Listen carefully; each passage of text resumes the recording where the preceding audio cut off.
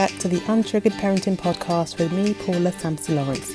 This week I speak to Laura Stiles, a conscious parenting coach, and we discuss how healing is so imperative to becoming a conscious parent. Let's dive in. Okay, so welcome Laura to the show. It's so lovely to have you here. I would love for you to introduce yourself and let our listeners know a little bit more about you and what you do. Yeah, thank you, Paula. It's lovely to be here.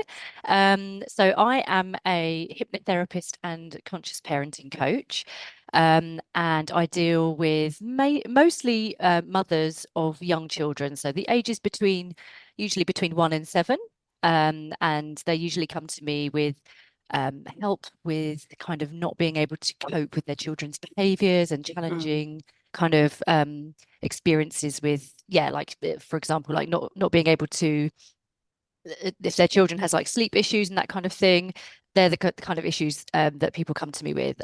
So yeah, I'm very much all about conscious parenting. Excellent. So I really love the term conscious parenting because things like gentle parenting, that's all like a bit buzzwordy at the moment on the internet and stuff. And I think sometimes it gives a sort of incorrect notion of what this kind of parenting is.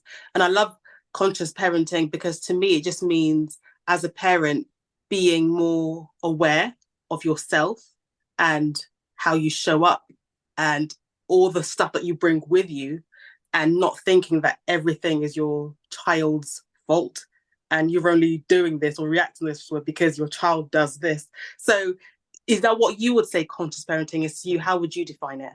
Yeah, absolutely that. It's just not blaming your child, not trying to fix your child, just being, reminding yourself that, you gave birth to your child and they had no say in the matter. They have been born into this earth, and it's up to you to just be aware of your behaviors and how you parent the child, because at the end of the day, they've been born into this earth and they are just a kind of blank slate. They come with all the emotions. They are their true, authentic selves, whether it's something that triggers you or winds you up. It's something that you have to then just be aware, when you do get triggered or when you are having difficult days. Okay, just pause. What is this? What's going on here? It's not the child's fault. And just kind of, it's basically mindful kind of parenting. I like to call it mindful parenting, hence my company name, the Mindful Generation. So yeah, it's just being aware of yourself and your own kind of behaviors and triggers. Because the truth is, we all bring emotional stuff, emotional trauma, how we were parented, generational stuff, and that will obviously affect our parenting. So what ways would you say that shows up? Anything that you've gone through in your past relationships, what you believe, I guess, about children, about what parenting looks like? How does that influence and impact how we show up in daily life with our children? Yeah, such a good question, because it really does. It shows up in so many different ways, and so many people are completely unaware of why they might be acting a certain way or getting angry with their child. And actually it's really hard to sometimes get to the root of why parents can get angry with a child, for example. But for me, I learned a lot from my parents and how they were parented. And if I just give a really short story, like my mum, for example, she was raised by very strict Catholic parents, and she was also adopted. So the way that she acts now, for me, sometimes I look at her and I'm like, oh my God, it's like looking at a 6-year-old in an adult's body. And there's a certain kind of things that she says and the way she behaves, and she has a certain like neediness about her. And I've kind of like spent a lifetime analyzing my parents and why they are how they are, but also learning so much and asking them so many questions about their parents and how that family dynamic was. And then just seeing also how that's sifted through to their parenting and down to like me and my brothers has been really fascinating. So I have a lot of really open conversations with my brothers about my parents, and we're like, oh, isn't it interesting, like that mum does that or says that all the time? And it's usually out of a real, she has a very sort of insecure attachment, and she has a real like rebel side of her, because she really rebelled when she got to this age of being able to go out, those teenage years, because her parents were so strict. And it kind of, when I see the way that she's parented us, there's very interesting behaviors that have come out, like with her not wanting us to rebel and having like some control over us in a way, but she was also Yeah. very permissive. So it was a Yeah. real confusing like mixture of stuff. And so yeah, it's just having that awareness of like the way that you were parented and what might kind of go through to your parenting, and just thinking, right, okay, that's probably, maybe I'm doing that because of that, Yeah. or my dad did that. And yeah, it's just all about kind of, again, like learning from the generations, and just being mindful and Yeah. curious as well. Yeah, it is. That's a great example that you gave about your mum, because I feel that I can struggle with that too, where I'm trying to, let my children sort of have a little bit of freedom. So you sometimes you find yourself going into that permissive stage, but then there's that thing inside your brain that reminds you of how you were parented, and that strict voice in your mind sort of kicks in. So then you swing right the other way, where you want to control the whole situation. And really, it's about finding that middle balance. And I think that's what conscious parenting is not swinging too much either way, and just realizing why you even acting the way you're acting. Why Yeah. why did that make you mad? Did that Mm. make you mad because you felt? Because sometimes I know that for me, my anger comes from feeling like that whole respect thing. Yeah. I do so much for you, and I don't do to you what my mum did to me. So you should be sort of, you Yeah. should be grateful and therefore behave better and not give me a hard time because I've done all this. And Yeah. that's not really their problem. Yeah. It's a me thing, and trying to own what's yours, and Mm. not giving them a job of trying to manage you as well, because Yeah. they're children, Mm. you know, Yeah. you know. Exactly. Yeah, it's so true. It's such a good point, because yeah, you often see it. And actually, I had to do a lot of managing of my parents' emotions, especially when they Mm, when they had their divorce when I was 16, 17. It's almost like I was then like having to reparent like myself in a way, but also having to parent them, and then feeling responsible for my younger mm, brother. And so yeah, it's like, oh God, you have to really kind of be aware of, right, hang on, let's just stop and be mindful of what's happening here. Um, I mm, sometimes fall into that permissive, that is like my go-to kind of automatic, like default style of parenting. And I guess it's maybe just because that's how my mum parented us sometimes. And mm, so yeah, I have to stop myself and be like, hang on a minute, this is not going to serve them. Like, let's just think back to the boundaries that I've set here, because they do conscious parenting isn't about letting your kids just do what they want. You've got to have no, those boundaries, because exactly. otherwise, your child's not going to feel safe and secure, and Hmm. that can kind of mess with self-esteem when they're older. So yeah, it's really hard to find the balance. It is really hard, but yeah, I've read a lot of parenting books, and I'm sure that many of your listeners have. Yeah, like kind of Dr. Shafali, and I'm looking at my bookshelf now, and Gabor Mate, all of the books that you can imagine about parenting. But the problem is with books are great, but when you suddenly become a parent, it's like, hang on a Hmm. minute, no one told me that actually this is way harder than just reading a book and then implementing that theory. It's Yeah. actually like you got to think about what you've been through, why you've got certain habits and triggers and yeah, behaviors that are like instilled in your psyche and your nervous system, and why that those things come out with, like, actually that a lot of them are just subconscious. So Hmm. yeah, it's very interesting. That's right. And the subconscious, as we know, runs a lot of how we do things. And we live in such a busy world, right? And Mm. unless you stop and slow down, you're not going to have the time to unpack why you do certain things, to unpack yourself and a little bit of your history. And it's so important to do that when you have kids. You can't just go on autopilot.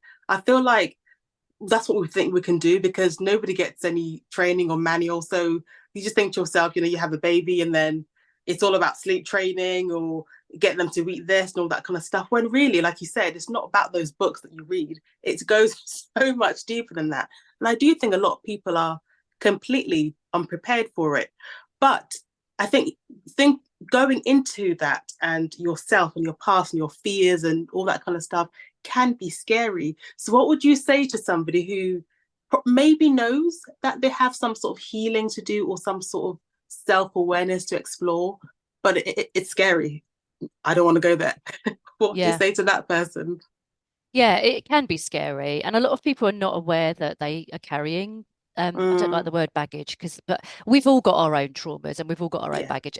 No one is just like the perfect person. There's no yeah. such thing anyway. But I think the best thing you can do is just, yeah, like you mentioned there, is creating space for yourself. And time in nature, it sounds so simple and so almost like boring, but just having that time and space to let your mind wander. Like, we are so good at keeping our minds busy, especially these days where, you know where everything is just at our fingertips. You can get addicted to scrolling, and you can, if you've got 2 seconds, you just, I mean, I do it myself. I just pick up my phone automatically, and it's like, hang on a minute. Time in nature, any way that you can create space to just be, without looking at a screen, without watching the TV, with, just even looking out the window and looking at a tree. It sounds crazy. Or taking a bath, just being with yourself and your thoughts. I mean, I'm a fan of meditation, but I know a lot of people can't really get on board with it, and they struggle with it. But going out for a walk in nature is a form of Yeah. meditation, or even just like gardening or painting, and all of those mindfulness kind of Yeah. activities. And it is hard, especially for busy mums and new mums. Oh So I would yes. say, Yeah. yeah, I would say, if you're not a mum yet and you're thinking of having a child, just take the time to just kind of have a think about your childhood, and have a think about what sort of parent you want to be, and maybe do some journaling and be like, okay, how would like the perfect day of parenting look for me, and how can I kind of embody that? I'm very into like visualization and embodiment, and yeah, obviously my hypnotherapy kind of is aligned to all of that. So I would say, yeah, you can do a lot to prepare for things before you're a parent, which I didn't do enough of that, because I obviously had no idea. I learned all of this on the job, which a lot of us Yeah. do. Yeah. Yeah. And then if you've got young children, just I would also say, just accept all the help you can get. Like, I was really bad at accepting help and asking Yeah. for help when my kids were really, really young, especially my eldest. I wanted to be coming across as someone who was so great at having it all together, and who was like doing it all, and like, yeah, look at me, I'm like superwoman. But actually inside, I was like, I probably had a few like OCD tendencies, and I was really trying to just make sure the house was absolutely spick and span and super clean. And I look back now and I'm like, God, like, look at my house now. It's like mostly quite messy, like most of the time, but it doesn't bother me anymore. Yeah. But it's taken me a few years to get to this stage of undoing all that conditioning and the stuff that we learned from childhood, of like, yeah, you've got to be this way, and oh, well done you, you're so good at being such a wonderful sister, and people pleasing behaviors and things where you think, I've got to be like that because that caregiver or that teacher or that person praised me so much, that means that I've got to be like that. But actually you don't. Like, as long as you're Yeah. happy, healthy, being authentic and true to your purpose, and yeah, being a conscious, not just parent, but just a conscious human being. Person. Yeah. Yeah, Yeah. like, it's then I think you're on a good path. But I really do believe that creating space for yourself and having compassion for yourself is a good place to start. Definitely. And what do you think are some of the ramifications of not doing the work? If you choose sort of not to be on autopilot, to be not conscious, and you're just sort of going through life, going through parenting, and not being self-aware, what would you say are some of the ramifications of that? And what are you modeling to your children? How are you showing Yeah. up?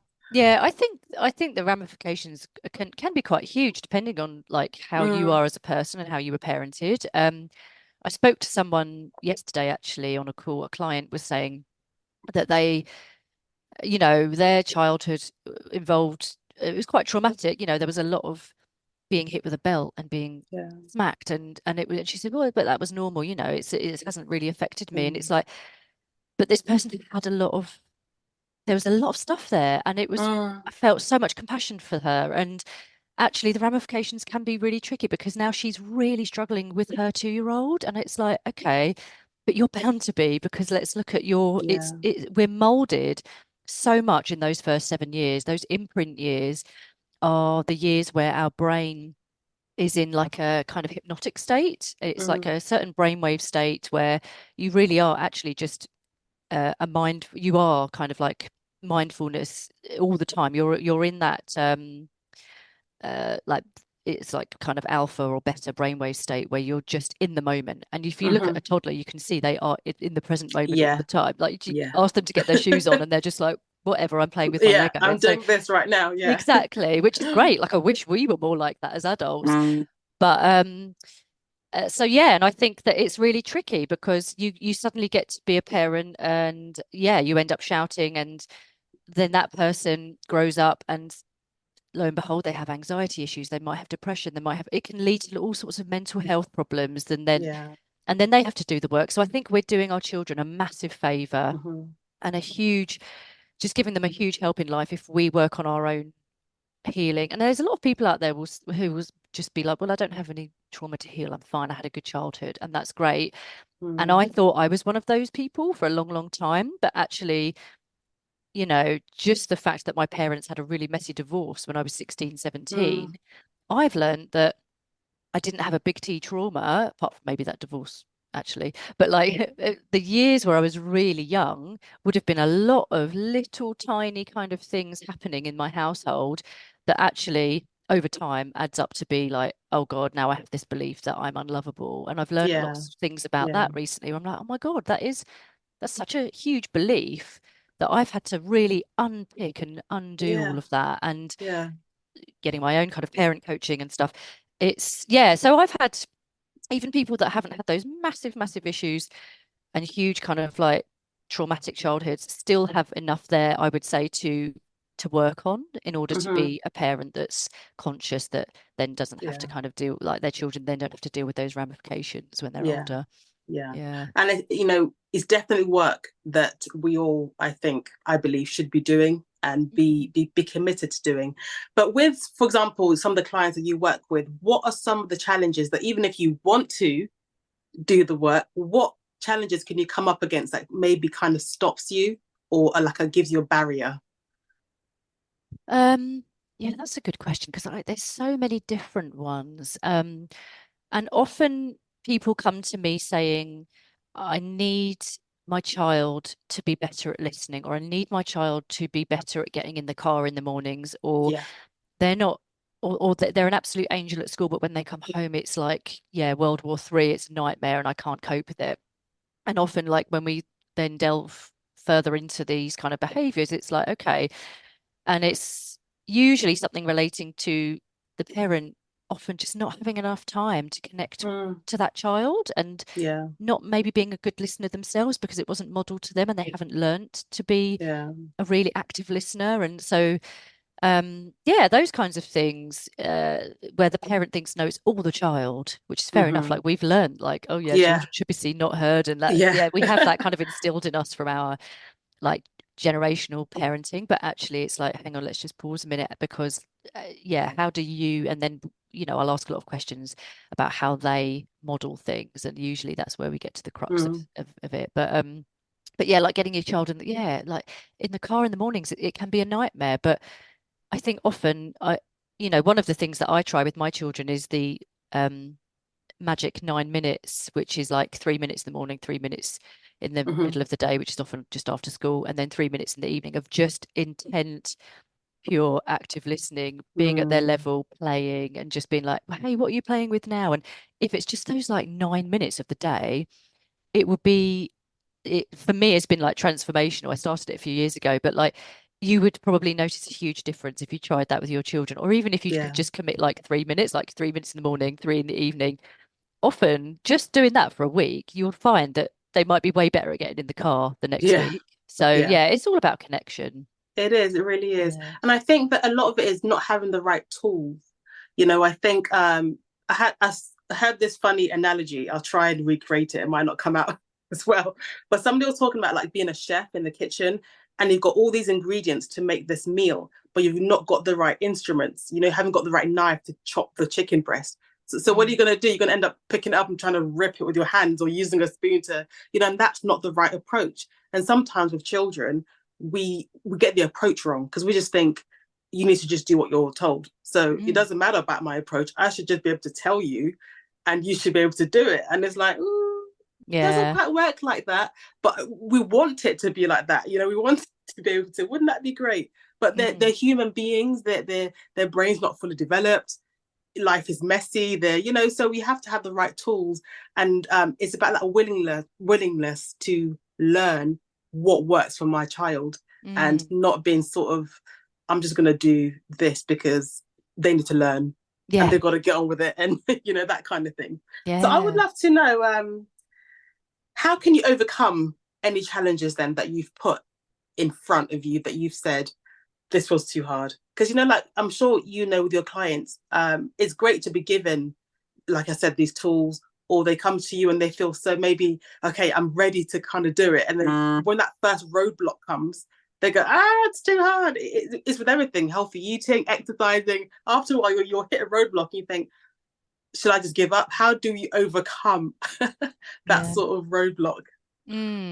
Yeah, that is a good question because it is really hard to answer it actually, because it is so different with each child and also with each parent. Like you said, we're dealing with human beings. We are such complex creatures, Yeah. and which is why often I don't always give like lots of tips like on my social media and stuff, because actually I used to read loads of tips from people when my child was a toddler, my eldest, particularly because I was like, well, I can't make him do this and I can't make him do that. But I found that those tips just didn't work. And I was Didn't like, what? work, yeah. I was like, I'm trying it really hard, but I end up just getting angry, and probably angrier than I Yes, would have yeah. done if I wasn't trying it, because Yeah. I'm so.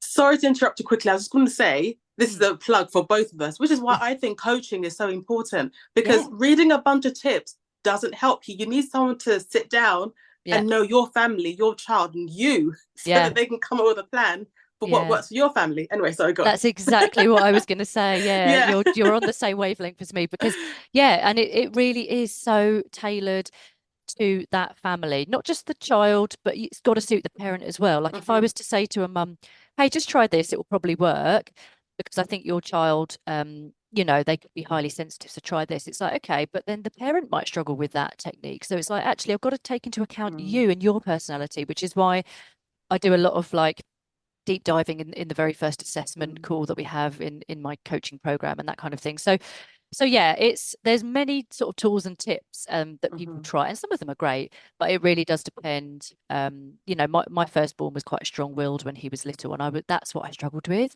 But also, I find a lot of his behavior is really similar to probably what I was like when I was young. Yeah. So Yeah. that's why I was really triggered with him when he was little, because I was like, "But hang on a minute." And I didn't realize that this was all subconscious, but at the time I thought there's there's a reason why I'm getting so triggered. I couldn't figure it out, but now I realize it's because, when I acted like how he was acting when I was young, my mum would basically try and be more authoritarian and try and Yes. gain more control. Yeah. And that's when like the shouting and the yelling and the kind of like grabbing the Yeah. arm would come out from my mum. So I was like, oh, okay, I've got to do it like this.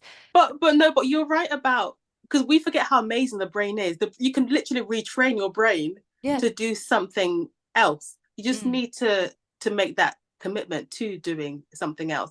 But yeah. I wanted to know, because you just talked a little bit about your eldest there. What was the point for you that you said, I need to make a change? And obviously, you've gone into this line of work now. So, what is keeping you going? Because I think that'll answer the question about how we can get over that barrier. There's got to be something that keeps you going. What's that thing? Yes. So for me, where I realized when I realized I wanted to make a change was when he was probably about 1. And I came across Dr. Shafali. So she's like conscious parenting guru. Yeah. She's like literally the legend. And I thought, oh my goodness, this is so fascinating. Like I literally had no clue about any of it. And I just got engrossed in all of her stuff. And then that led me on to people like Dr. Gabor Mate and many others, like psychologists like Dr. Nicole LaPera. And I thought, oh wow, there's a whole world of stuff out here that like I didn't learn before I became a parent, and I didn't learn in Yeah. NCT classes and whatnot. And so for me, that was when my journey started. And it was only when I had my second son, that was in 2019, where I thought, I've learned so much and I really want to share this with people. And I thought, how can I share this? At the time I was an executive assistant working for like different corporate companies. And I decided I really wanted to just have I was like, this is my new purpose. Like I'm Thing. so Yeah. passionate about it. It's so fascinating. And every mum I was talking to in my life at the time didn't really hugely know about any of it. So I thought there's got to be a way for me to share this. And that was when I decided I want to become a parent coach. And then yeah, I've been studying clinical hypnotherapy recently, which has led me kind of to have that kind of tool in my toolkit to offer that as well, which I think ties in really nicely with the coaching. So for me, the barriers were literally just being more aware of myself and just learning that, okay, it's not my child, it's me. Yeah. And also not just me. It's not just me, it's my husband It's as your well. programming. Yeah. Yeah. Everything. Yeah, my programming, but my husband, Everything. yeah, when you have like two adults in the house, both parenting Yeah. in completely different ways, he's been brought up that way, I've been brought up that way. You've got to think about the whole dynamic. So yeah, Yeah. that was another Yeah. barrier where I was like, hang on a minute, there's something else here that's getting a bit confusing because I'm trying to do this and be less permissive. He's trying to do that. So yeah, it's just such a complex thing, which is why coaching is awesome. Yeah. And what is your mindset that you think keeps you going? Because for me, it's knowing what my end goal is and also accepting that it's not a slot machine where you put in this and you're going to get this out, but it's making sure that I'm still parenting according to my values. And that's all I can do. I can do the best I can for them, and then you set them free. So knowing that I can't, they're not robots to be controlled. And Yeah. that's my sort of big picture. So when it gets hard, I just remind myself why I'm doing this in the first place. And it won't always be this way. That 2-year-old won't always be 2. There'll be 7, and then there'll be teenager. That's a whole set of different things, but they won't always be teenagers. There'll be 20s, and so it won't always be this way. Yeah. When it gets hard, that mindset, I think it's all about in your mind and So how you true. talk to yourself when it gets hard, because it will get hard. Yeah. Yeah, it's so true. And yeah, for me, my mindset, same as you, I have to remind myself of my values because I know what they are. Because I've had my own parent coach and we went through all of that. So I really am good at reminding myself, like, why am I doing this? And also, yeah, the mindset for me, which is I don't want to do what my mum, like the certain things my mum did that were great and my dad, but it's also just like I want to do that differently. I want to do that differently. So it's just Yeah. reminding myself, why do I want to do that differently? So and the big picture for me is the future of the planet. And I say I've said this on other Yes. podcasts. Yeah. I have this huge kind of I guess it's like this collective consciousness. If there was more of us doing this and more of us, like people like me and you, um, helping parents along their journey via our coaching and different forms of therapy, it is going to raise the consciousness of the planet and it is going to create a better world for our children and their children. So yeah, I like to look at the big picture. Yeah. I mean, can you imagine emotionally healthy parents raising emotionally healthy children who are resilient, who are kind, who care about each other? And then that passes down through the generations. And absolutely, Yeah. our world has to be different. Yeah. There's no way it could not be. I always say you can't go wrong by leading with love and empathy and kindness. Totally. But so last couple of questions before I let you go. What would you say? What would you give to a parent to take away in terms of who wants to start to do their own healing, so that they can more positively impact their parenting, be a good, role model, emotional regulated, all that kind of stuff for their child? What can they do? What can they take away today that they can start to maybe put into place and implement? Yeah, I would say today journaling is a good place to start, as Mm. in just really think about, why do I get triggered by that? Or Mm. what happened in my childhood that made me feel unheard or unseen or unloved? So Mm. just those kinds of journaling prompts. In fact, I might have to do a blog post soon with some journaling prompts because I do talk about it a Yeah. lot. And I know everyone talks about journaling, but I do find it a really good place to start because then you can reflect back on that and 2 weeks later and be like, oh yeah, that, do you know what? I need to delve further into that one that I mentioned there. And then I would also say movement. So like whether that's a Yeah. walk in nature, yoga, even just stretching. I'm very into like somatic kind of work because I think that feeling into our bodies, so staying Mm. grounded. I'm also very much into like grounding and getting your feet into the grass and just really kind of orienting yourself to your room and your environment and just kind of looking around and being like, okay, what in my kind of space is stressing me out? Just those little things that could be affecting your parenting. And that sounds a bit strange, like what, looking around the room and tidying it up would help, but like honestly, loads of Yeah. little things in your life could be having like a micro effect on your parenting just It's because true. like a little bit of mess, for example, or decluttering, that kind of stuff will really help in your parenting, because like less chaos you have in your environment, then the less chaos you have in your mind, you have more space to then be more open to your children. But also just being curious with your child, just being like, oh, why are they acting like that? And oh, look at them, how they're lining up those cars on the ground. Isn't that interesting? And just having a real curiosity and like feeling attuned and more connected to your child will have a really lovely effect, because they will feel that energy and that love. And there's so many other things I could mention, but I think it might overwhelm the listeners if I mention all of it. But I think you're right. I think connection, it's key. It's if you can maintain that connection regardless of what's happening, it's so important, and it gives your child such a sort of strong foundation of feeling safe. And again, safety is so important, because you mentioned about somatic work, and that's about feeling safe in your body. Because if we're honest, how many of us actually feel safe in our bodies? You know, are we connected to our bodies? Well, like you said, that's we're going to a whole another episode about the nervous system. Exactly. But before you go, let us know where you are online and your websites and things, so where we can connect with you. Yeah, sure. So on Instagram, that's probably where I post the most, actually. I am The Mindful Generation, and same on Facebook. And my website is mindful-generation.com.